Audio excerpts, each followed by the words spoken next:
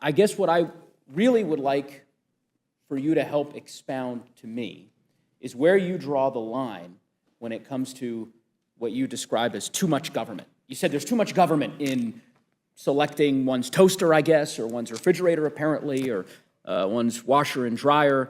You went through this litany of examples. Where do you draw the line? Where do I draw the line on what? Yeah, how do you see, you take issue with the federal government's role, in this case, with respect to the bill that you all have proposed. Where do you draw the line as to how much government is too much government? Well, there's 17 enumerated powers in the United States Constitution, and I think government has well exceeded that.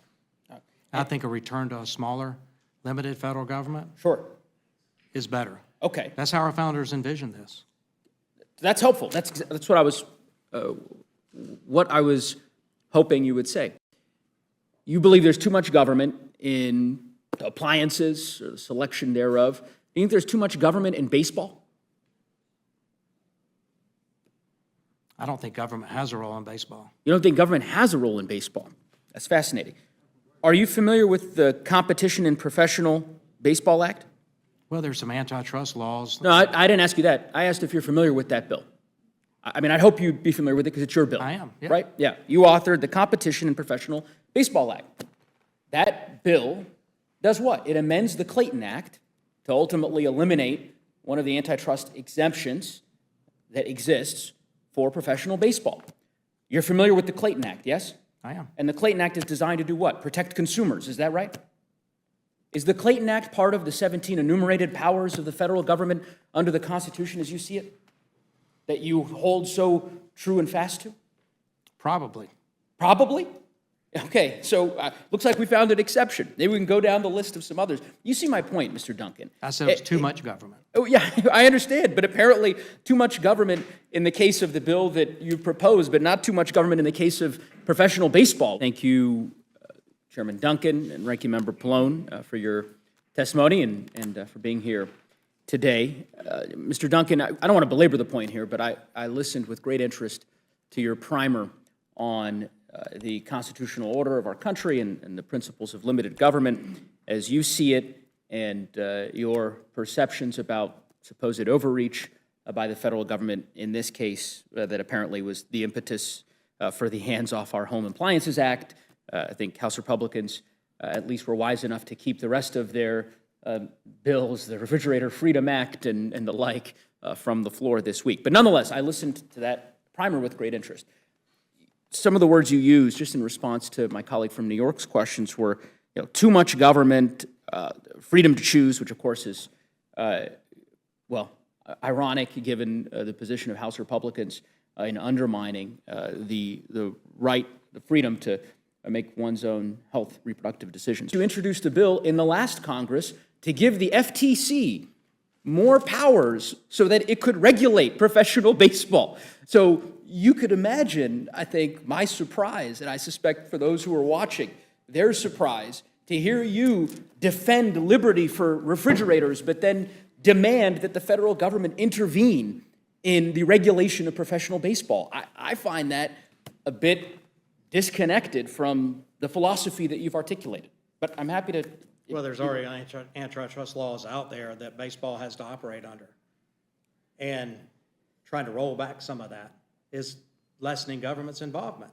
Yeah, again, that's not the nature of your bill. The bill provides for an amendment of the... The laws already exist. Let me finish my statement here. The Clayton Act, which as you know is over 100 years old, does not include baseball, and the courts, going back a generation, have ruled that professional baseball is not subject to the antitrust laws of the United States of America. You, sir, have introduced a bill to mandate that professional baseball be subject to the antitrust laws of the United States and to give the Federal Trade Commission the powers to regulate it thereof. You shouldn't be embarrassed by it. That's your position. Because there were antitrust violations. And so the antitrust laws, I didn't write. The I hear you. antitrust laws were on the books. And apparently you believe And that baseball was it's in given the an interest exemption. of the American public for the federal government to have a role to protecting consumers, which you've spent the better part of the last half hour Well, attacking that very antitrust view. laws fall So- under commerce, which the federal government enumerated powers to Sure, regulate. sure. Well, you have a broader view of the Commerce Clause than, certainly than apparently the framers that you were describing previously. But I don't, to the extent that you care to jump in, Ranking Member Pallone, about the regulation of professional baseball, you're welcome to, but. I just think, look, this kind of goes back to what Congresswoman Scanlon said, right? The public assumes that the government has a role in protecting consumers, right? Whether it's baseball, it's food safety, it's appliances, whatever. And so I think that to suggest that there's some kind of ideological view that says that the government shouldn't play that role is not the case. That's what the public assumes. And they'd be shocked to hear, I think, some of the statements here today suggesting that, we just have this market economy where anything goes and the federal government shouldn't step in and regulate things. That's not what I hear from my constituents. They want us to regulate problems if there's, I don't know what there is, but let's assume there's some kind of shady dealings in baseball. They want to make sure that when they go to the game, there's fair play. Same thing with food safety, same thing with appliances. They rely on us to help them as consumers, and to suggest that that somehow is not what the framers intended, I don't agree. Couldn't say better than the Ranking Member, and couldn't agree with you more. I yield back, Mr. Chairman.